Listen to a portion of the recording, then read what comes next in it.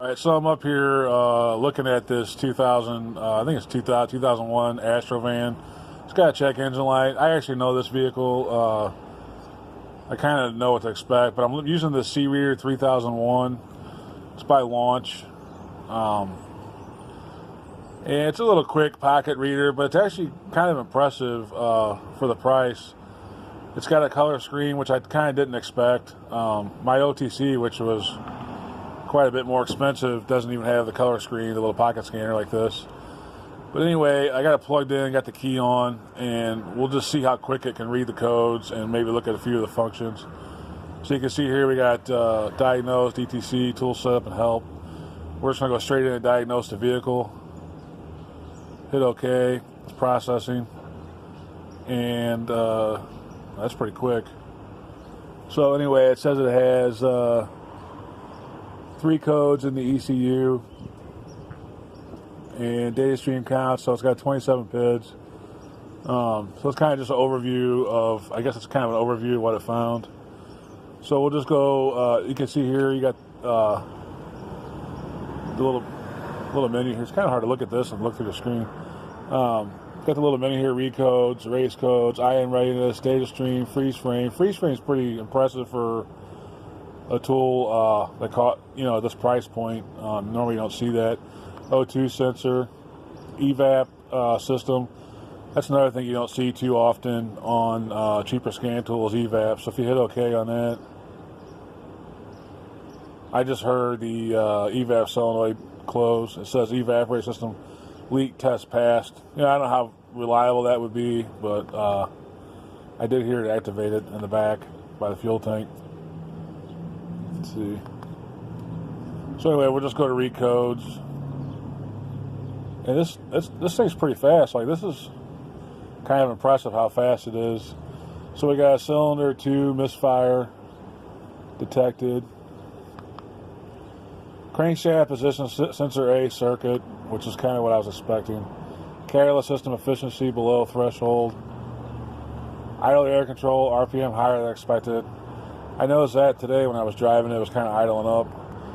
This here, my guess is this 302 and maybe even this 420 has something to do with this crankshaft position sensor. About 6 months ago, I put one of those shims on this vehicle because I had this exact same code, the P0335. And anyway, I put GM sells shims. What happens is the timing cover gets a little worn out, and the crank sensor will actually hit the reluctor wheel on the crankshaft. This is a 4.3 Chevy engine. So I put a shim in it, and the code went away for about 6 months. Now it's back. And when I put the shim in it, GM says you can put up to 2 shims in it before you have to change the timing cover. So what I'll probably do first thing on this van is put one more shim in it, which GM says no more than 2. And we'll clear that out and see if that fixes it. If it comes back again, then we will need to take the timing cover, replace the timing cover on this. So anyway, that's what that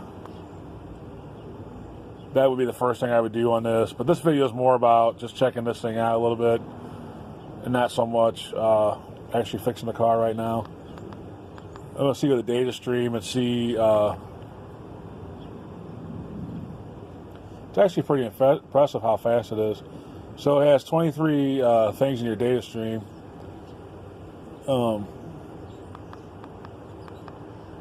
Short-term and long-term fuel trims. That's nice to have that. Especially on a tool at this price point.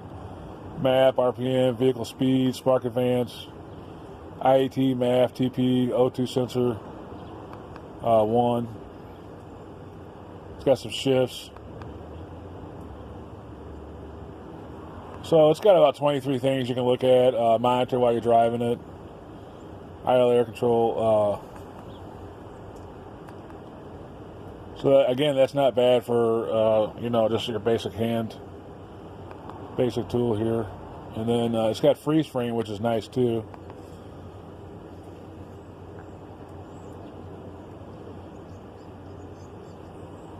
So here it tells you what DTC It's in closed loop, 13% load. And it kind of tells you what was going on, 2100 RPM.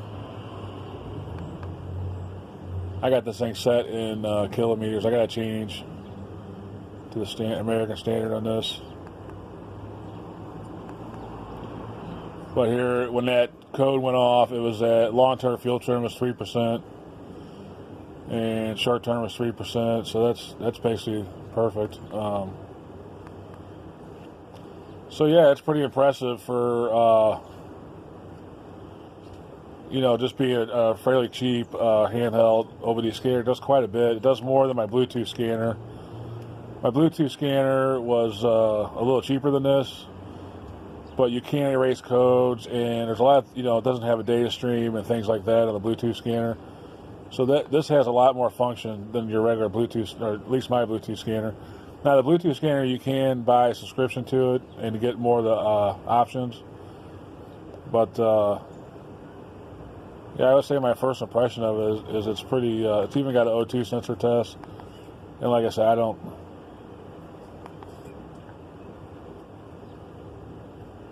not going to get real deep in it right now. I just wanted to kind of show it. My first impression of it is it looks like it'd be a great scan tool.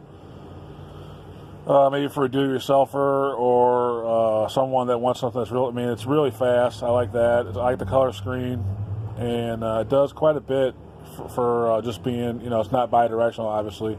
You're not going to be doing crank relearns or, you know, sensor steering angle relearn, stuff like that with this. But as a basic scanner for codes, reading the codes, erasing the codes, and also has the readiness. So if you're in a state like Missouri where you have to get it inspected, you can know before you go there if it's ready, if it's went through all the dry cycle and it's ready to be inspected. But anyway, yeah, that's that's the launch C-Reader 3001.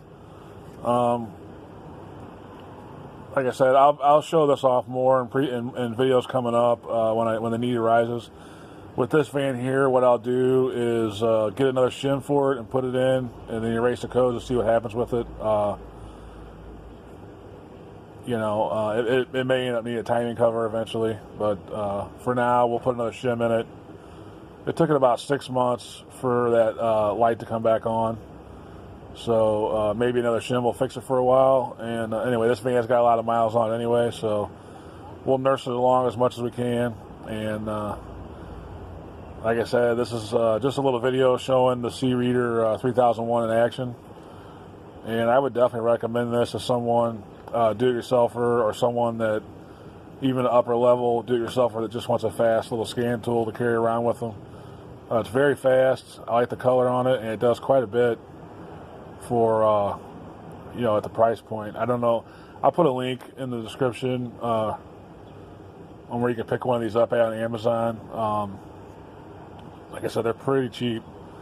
It's actually a little bit more expensive than my Bluetooth scan tool for my phone, but this actually does a lot more than that. It's not that much more expensive. So anyway, I'll end this here. If you found this video helpful, or if you are so inclined, please like and subscribe to the YouTube channel so we can reach more people. I'd appreciate it. And yeah, we'll be using this more in the future. And we'll see you in the next video.